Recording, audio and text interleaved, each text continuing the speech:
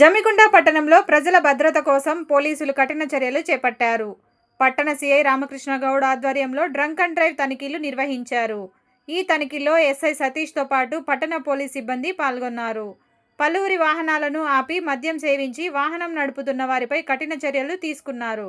అలాగే సరైన పత్రాలు లేని వాహనాలను స్వాధీనం చేసుకున్నారు. ప్రజల ప్రాణ భద్రత కోసం చేపడుతున్న ఈ చర్యలకు స్థానికులు అభినందనలు తెలిపారు.